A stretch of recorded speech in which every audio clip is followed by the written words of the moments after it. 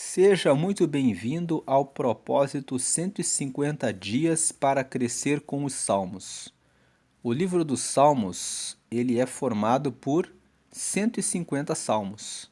E quando nós falamos no plural salmos, nós estamos falando a respeito da reunião de todos os 150 salmos. É por isso que o propósito que nós estamos seguindo se chama 150 dias para crescer com os salmos, porque o Espírito Santo trouxe essa direção para nós. Ele disse que nós gravássemos os salmos, cada um por dia, para trazer intimidade com Deus. Por quê? O livro de Salmos, ele é um livro que tem uma riqueza de situações da vida muito grande. Ele tem uma riqueza muito grande de experiências da vida, porque ele é um livro formado por vários autores que escreveram sobre as experiências particulares, momentos específicos que passaram ao longo da vida e que revelam ensinamentos da vida e como enfrentar essas situações ao longo do caminho com Deus. Por isso que o livro de Salmos ele tem essa riqueza de experiências, de vida, que podem nos trazer um aprofundamento na nossa relação com Deus. Porque alguém que já viveu aquela situação, escreveu a respeito daquela situação e como enfrentou isso no relacionamento com Deus, com a ajuda de Deus. Você abre o livro de Salmos e logo no início, no Salmo primeiro, no Salmo de número 1, você vê uma orientação para a nossa vida, que bem-aventurado, ou seja, feliz, é aquele que não anda no conselho dos ímpios, ou no conselho dos maldosos, não se assenta na roda dos escarnecedores e não para no caminho dos pecadores. Porque quem anda no caminho correto vai ser como uma árvore que está plantada junto a um ribeiro de águas e que no devido tempo, na estação própria, dá o seu fruto. Mas o ímpio é como o vento que é espalhado pela moinha e que anda sem rumo, sem direção e vai seguindo a vida sem um caminho certo. Você vê essa história que eu acabei de falar no Salmo de número 1. E o Salmo de número 1, quando faz essa apresentação de que o homem bem-sucedido é como uma árvore que está plantada junto ao ribeiro de águas, nós vamos lembrar que Jesus disse que eu sou a água da vida. Então, uma árvore plantada junto ao ribeiro de águas é uma pessoa que está junto do Senhor. Então, ele recebe a água da vida, que é a palavra de Deus, que são os ensinamentos a respeito de Jesus, e ele anda com Jesus e tem o relacionamento com Deus, e em todos os momentos da vida, sejam nos tempos de seca, que simbolizam a angústia, o sofrimento, a doença e a dor, ele recebe o consolo de Deus e ele consegue se manter de pé. E nos momentos do verão, que são os momentos bons da vida, ele consegue frutificar, porque ele está sempre do lado do ribeiro de águas, que são as palavras de Deus. Então o livro de Salmos começa falando sobre isso.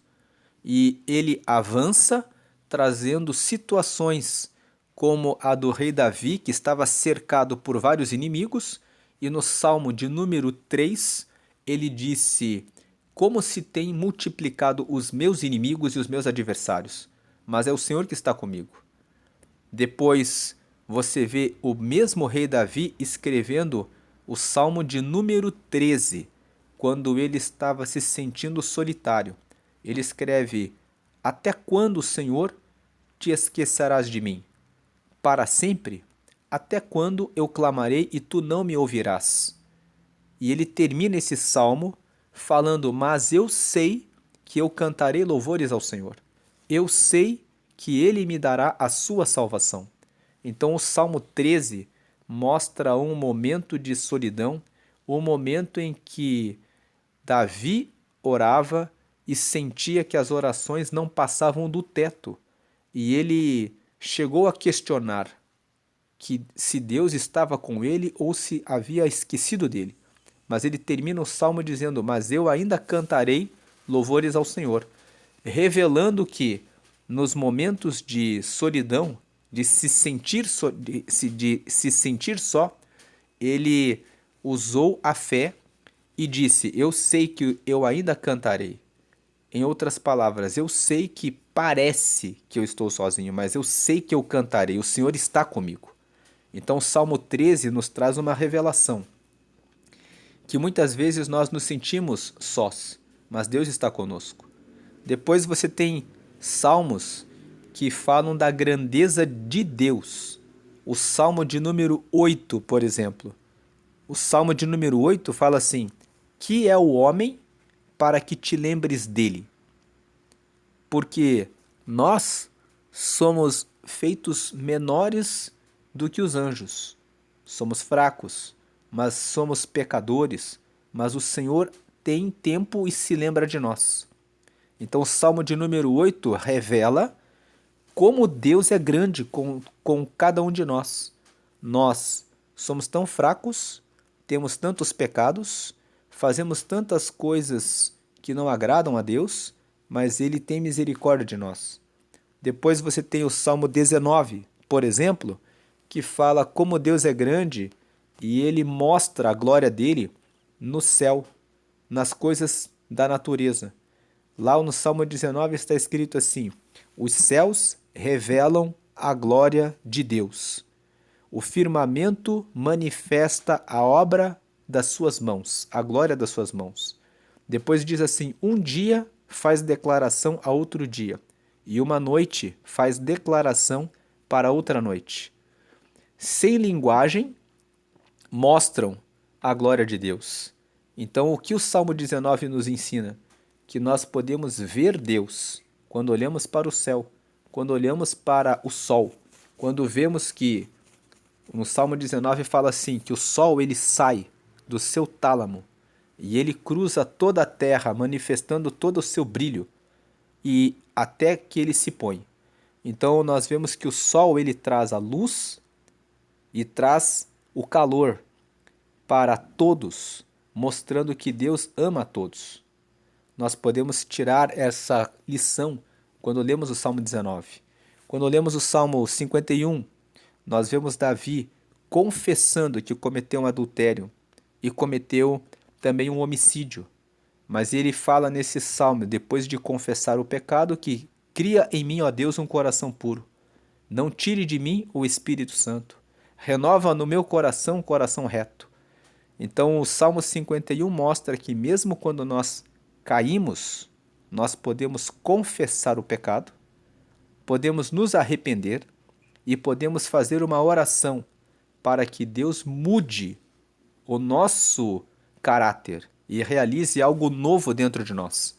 O Salmo 73 foi escrito por um músico chamado Asaf.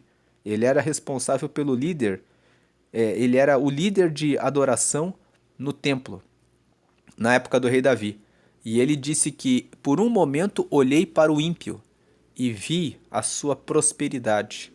Eles se vestem de orgulho como se fosse um colar. Nada lhes acontece de mal. Então eu invejei o ímpio. Eu fiquei com inveja. Então o Salmo 73 é um salmo de confissão de inveja. Mas ele diz no Salmo 73: "Eu entrei no seu templo até que eu entrei no seu santuário e eu entendi que o ímpio ele passa e depois ele já não é mais. Então eu entendi que eles vivem, colhem muitas prosperidades e riquezas nessa terra, mas quando eles morrem, eles ficam para sempre longe de Deus." Então ele fala que por um pouco quase os meus pés resvalaram, quase o meu coração se desviou, até que eu entendi que é uma ilusão, aquilo que eles vivem. O Salmo 73 está ali nos ensinando que eu e você podemos, por vezes, resvalar o nosso pé da nossa fé, porque nós podemos olhar para os ímpios e pensar, eles estão indo muito bem, aqueles que não acreditam, que não honram e que não seguem a Deus. Mas para onde vai a alma deles quando eles partem? O Salmo 73 traz essa reflexão. Nós temos uma salvação, nós temos um propósito que realmente importa, a salvação da nossa alma. Enquanto que aqueles que ficam longe de Deus, o propósito é viver esta vida, viver esta terra, viver os prazeres deste mundo. E, portanto, eles ignoram e desonram a Deus. O Salmo 14 fala isso. Diz o tolo no seu coração: não há Deus. Eles não entendem, eles nada sabem. O Salmo 14 fala sobre a ignorância dos que desonram, dos que não creem em Deus. E o Salmo 14 está ali para dizer, para mim e para você, não fique impressionado que existam pessoas tolas, que não acreditam em Deus. Elas existem, elas estão no nosso meio, elas simplesmente desprezam e ignoram a Deus. Então, e por último, antes de entrarmos no Salmo 47, vamos lembrar do Salmo 90. Moisés escreveu o Salmo 90 sobre a brevidade da vida. E ele fala no Salmo 90 que o que é a vida do homem? O homem, o ser humano, ele vive em média 70 anos. E no máximo ele chega até os 80, e quando passa dos 70, os últimos anos são de muito cansaço e enfado. Então, Moisés, refletindo sobre a vida e o relacionamento dele com Deus, ele fala ali no versículo 12 do Salmo 90, ensina-nos, Senhor, a contar os nossos dias, de maneira que alcancemos um coração sábio. Ele está dizendo, a nossa vida é tão curta, ela aparece e logo desaparece. Nós vivemos na média 70 anos, os que vivem um pouco mais por causa da sua robustez, nos últimos anos têm mais cansaço e enfado do que alegria na vida. E ele fala, a vida é tão curta que se eu tomar decisões muito erradas, eu vou gastar esse tempo curto sofrendo. Então me ensina a contar cada dia de maneira que eu alcance um coração sábio. Ensina-me a contar cada dia de tal maneira que cada dia eu viva de uma maneira melhor, de uma maneira mais inteligente, de maneira mais prudente, com mais conselhos e vivendo cada vez melhor. Então, o livro de Salmos, quando você reúne todos os 150 salmos e você medita em todos eles, isso traz uma capacidade do enfrentamento da vida. Quando você se sente só, você lembra do Salmo 13. Deus está comigo, eu ainda vou cantar. Quando você está cercado pelos inimigos, você lembra do Salmo 3. Estão se multiplicando os inimigos, mas o Senhor está comigo. Quando você perde o sono, o Salmo 4, no versículo 8, fala assim: eu deitei e dormi, porque o Senhor me dá descanso, porque o Senhor me guardou. O Salmo 4 ainda fala assim: o Senhor puseste-me alegria no coração, mais do que quando se multiplicaram os bens dos meus adversários. Então ele está falando que, mesmo nos momentos de angústia, o Senhor colocou alegria no seu coração. O Salmo 4 nos ensina que, mesmo em situações difíceis, nós podemos ter a alegria do Senhor. E essas considerações são apontamentos gerais do livro de Salmos, e hoje nós vamos meditar no Salmo 47. Você está vendo ali Salmos no plural e capítulo 47, mas quando você vai estudar um salmo sozinho, especificamente, você deve falar no singular. Ele é o Salmo 47. Salmos no plural é para se referir ao conjunto dos salmos. Quando você fala de mais de um, aqui nós estamos falando do Salmo 47. E você está vendo aqui na tela que tem capítulo, mas o livro de Salmos não tem capítulo. Porque só tem capítulo quando o texto anterior e o posterior têm uma ligação. O livro de Salmos ele é formado por 150 salmos e cada um deles é independente. Cada um foi escrito por um salmista em épocas diferentes e eles, inclusive, não estão nem em ordem. Davi é o autor do Salmo 3 e Moisés, que viveu muitos anos antes que ele, é autor do Salmo 90. Então nós vemos que não existe ordem cronológica, que o autor tal escreveu há mais tempo, então primeiro vem os Salmos dos mais antigos. O livro de Salmos ele foi organizado pela reunião dos escribas. Eles foram reunindo os textos que o Espírito Santo conduziu que fossem reunidos para formar essa base da palavra de Deus para mim e para você recebermos a instrução do Altíssimo sobre a nossa vida. O Salmo 47, ele é um salmo muito simples. Ele fala para louvarmos a Deus porque o Senhor é que está conosco. Veja que diz o versículo 1.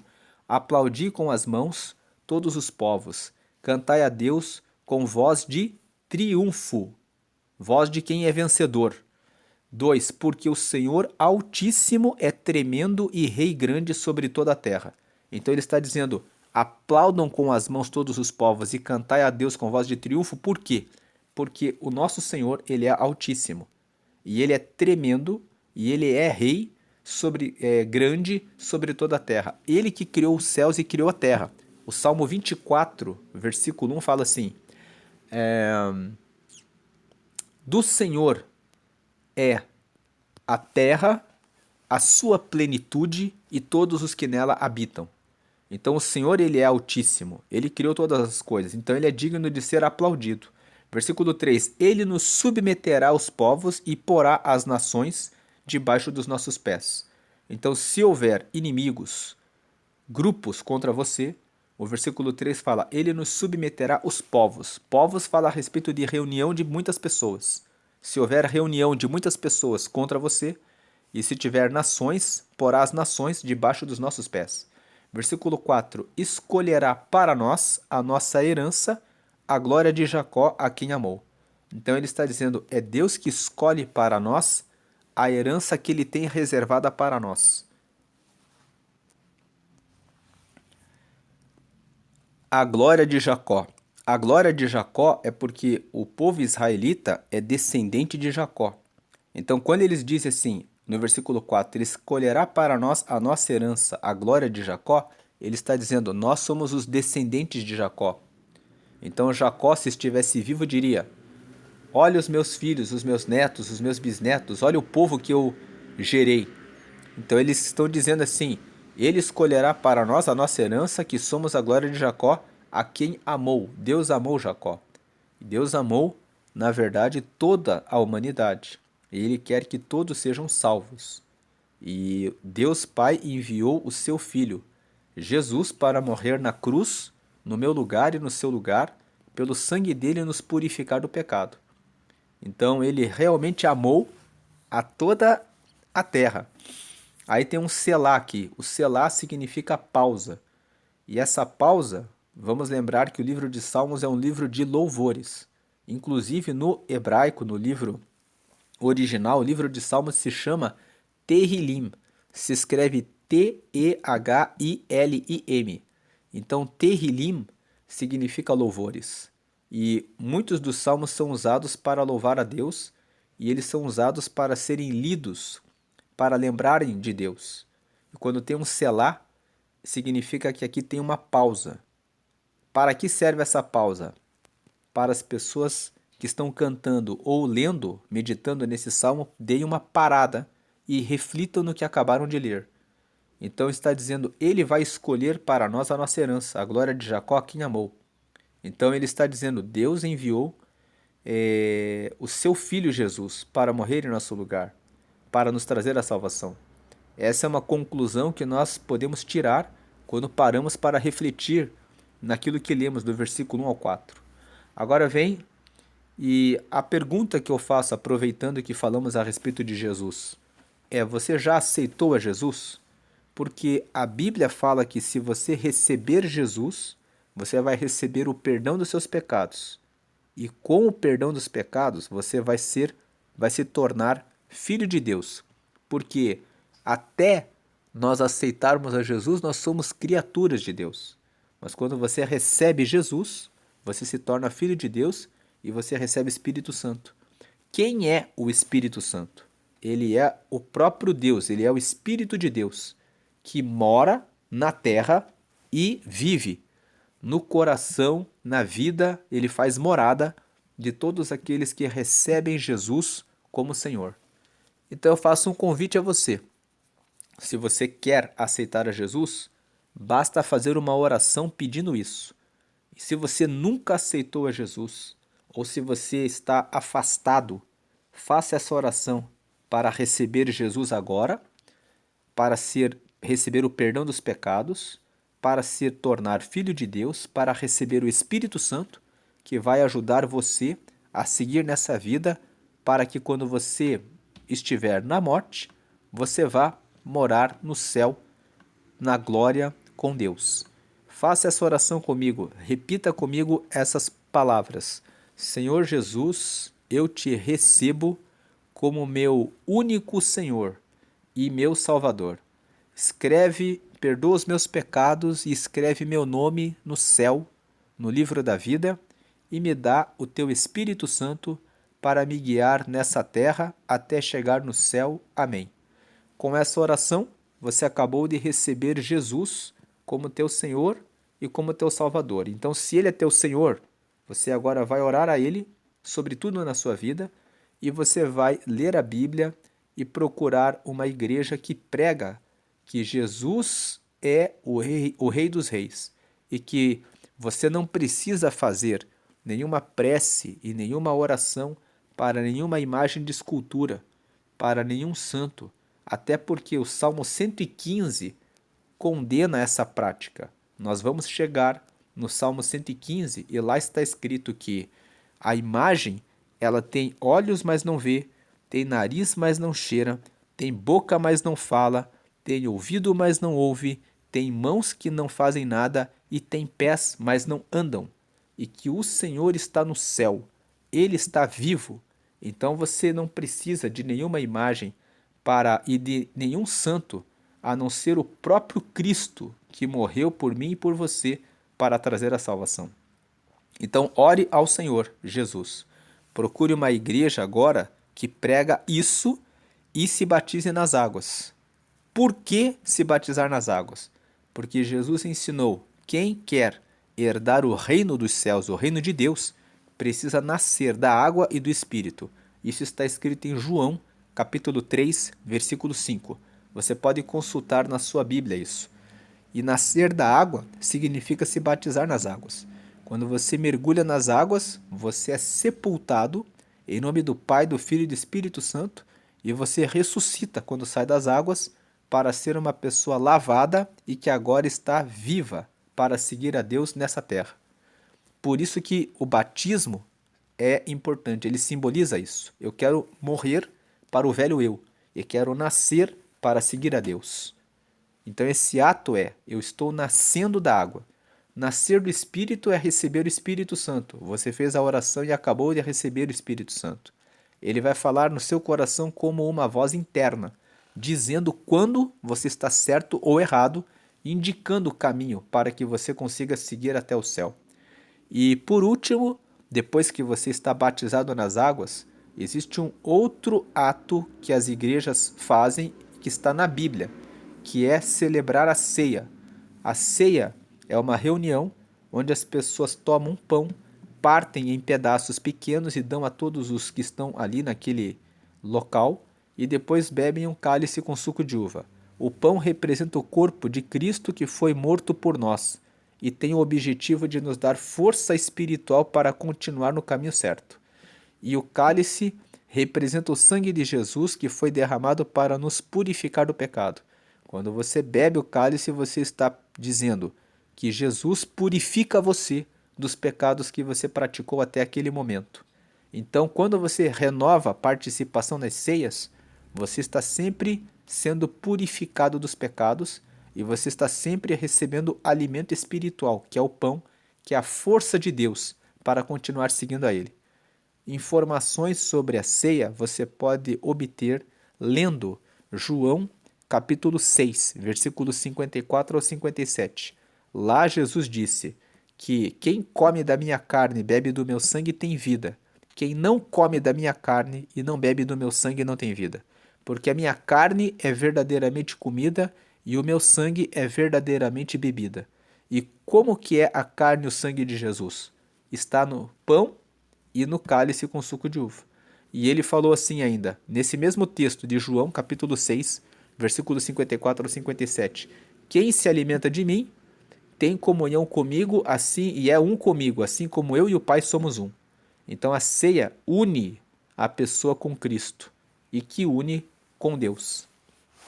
Prosseguindo aqui no Salmo 47, na primeira parte nós já vimos, o Senhor é altíssimo, ele é tremendo, ele é rei grande sobre toda a terra e por isso nós devemos aplaudi-lo, porque é ele também que vai submeter os povos, os nossos adversários a nós e vai nos dar a nossa herança. Ele deu a nossa herança. Ele enviou Jesus, que morreu em nosso lugar na cruz e nos deu a salvação. Agora vem a segunda parte. Deus subiu com júbilo. O Senhor subiu ao som da trombeta. O que ele está dizendo? Quando nós honramos a Deus com os nossos louvores e aplaudimos ele, ele vem até nós, ele sobe com alegria para nos visitar. O Senhor subiu ao som da trombeta, ou seja, o Senhor escutou o nosso louvor. Por isso, versículo 6, cantai louvores a Deus, cantai louvores ao nosso Rei, cantai louvores. O versículo 6 ele fala 5 vezes, né?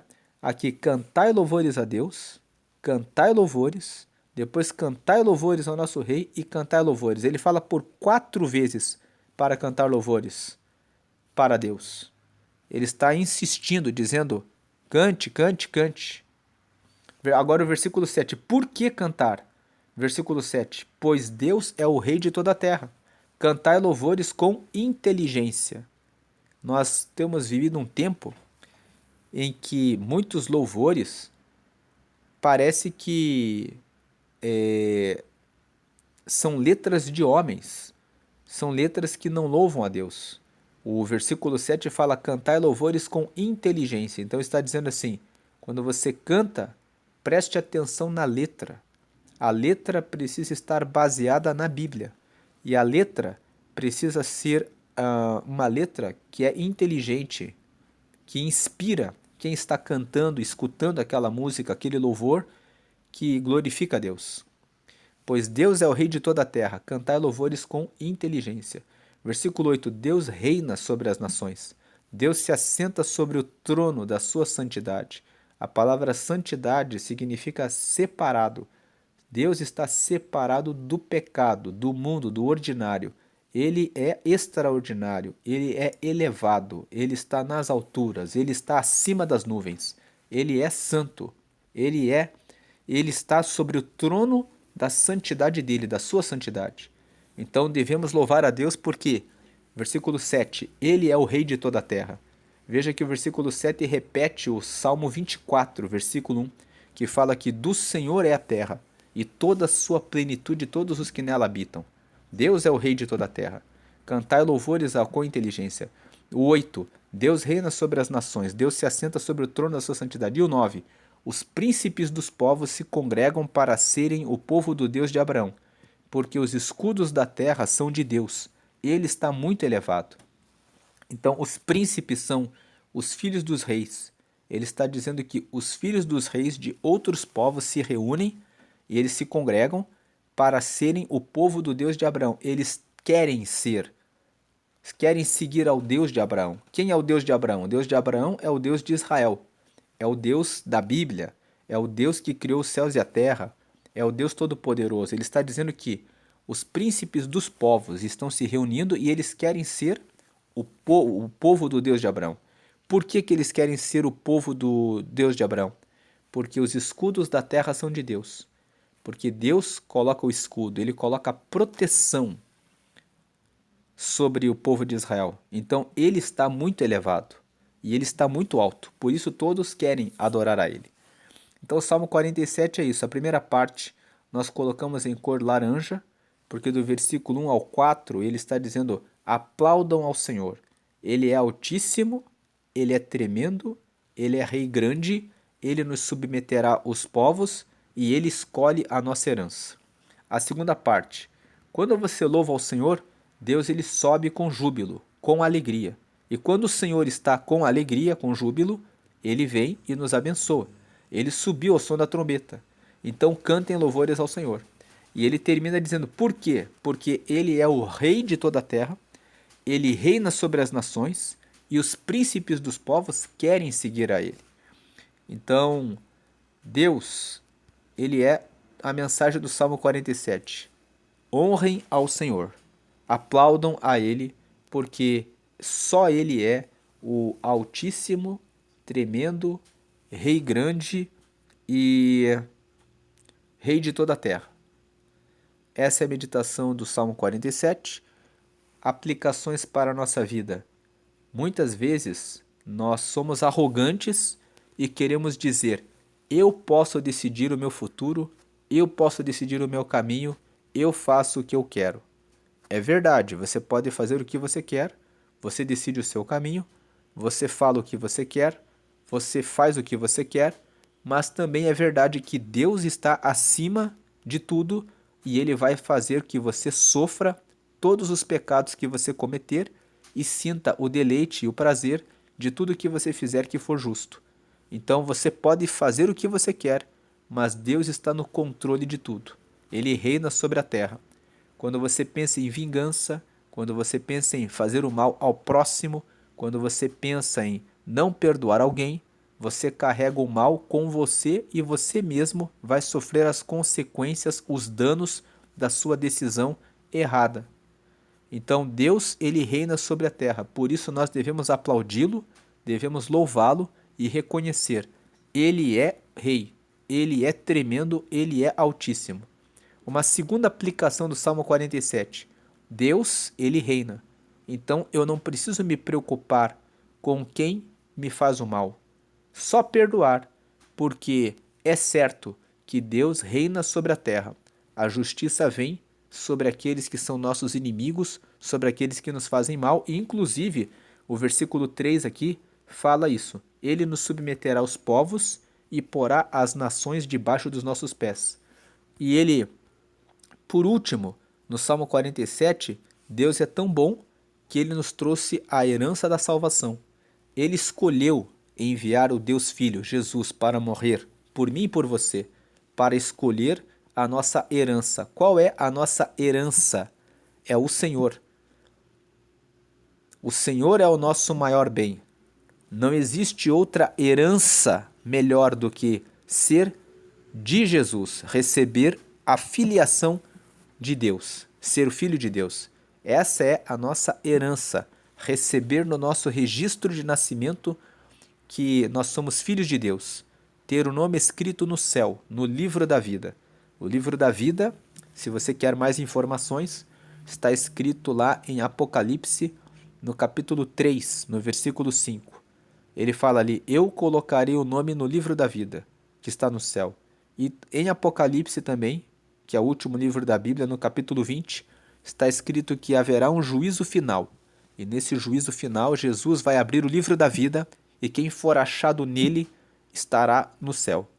Quem não for achado no livro da vida será julgado pelo livro das obras, antes de ser condenado, porque Jesus vai mostrar a razão que a pessoa foi condenada. Então ele vai abrir o livro das obras e vai realizar um julgamento para mostrar para a pessoa, para a própria pessoa o que ela fez e que ela própria escolheu a condenação. Então, essa é a meditação do Salmo 47. Vamos agradecer a Deus. Agradecemos a Ti, Senhor, pela meditação do Salmo 47. Pedimos que o Senhor nos ajude a aplaudi-lo e a amá-lo na nossa vida diária e te agradecemos, porque só o Senhor é digno de todo louvor e glória, porque o Senhor é o Rei dos Reis, aquele que criou os céus e a terra e que governa como um grande rei e que um dia vai voltar para buscar o seu povo que decidiu seguir e ser súdito desse grande rei que é o Senhor. Que nós te louvemos e te agradeçamos sempre em nossa vida e a nossa família seja salva para a glória do Pai, do Filho e do Espírito Santo. Amém.